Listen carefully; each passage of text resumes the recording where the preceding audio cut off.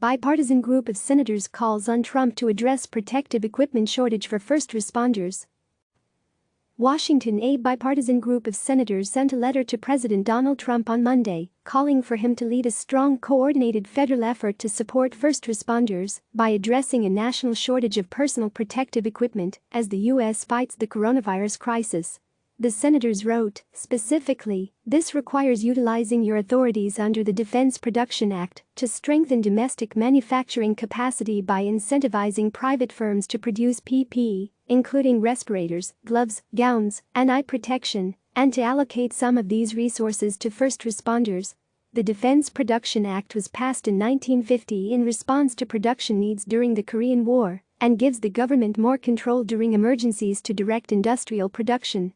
11 senators signed the letter, including Democrats Chris Coons and Tom Carper of Delaware, Maggie Hassan of New Hampshire, Gary Peters of Michigan, Dick Durbin of Illinois, Richard Blumenthal of Connecticut and Amy Klobuchar of Minnesota, along with Republican Susan Collins of Maine, Lisa Murkowski of Alaska, Bill Cassidy of Louisiana, and Jerry Moran of Kansas.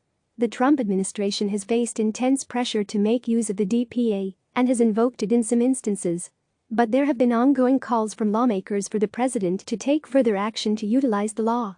We urge you to continue exploring every possible avenue to increase the supply of PPE, to put more of this critical equipment into the hands of those who need it most, including first responders, the senators wrote to the president. Without aggressive federal action, we risk leaving first responders across the country without the tools and equipment they need to keep both themselves and our communities safe during this crisis, they said.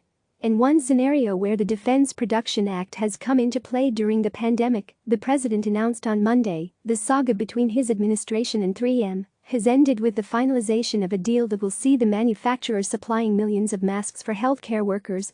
As senior administration officials said that the government's decision to use the Defense Production Act was key to shifting the trajectory of negotiations between the two sides. In total, Trump said 3M would produce 166.5 million masks, nearly all N95s.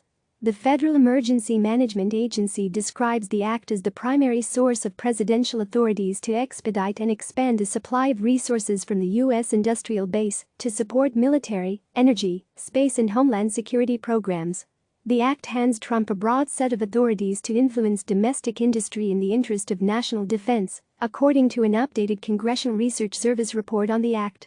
CNN's Suzanne Malveaux, Priscilla Alvarez, Lauren Fox and Sarah Westwood contributed to this report. Click subscribe to receive the latest news.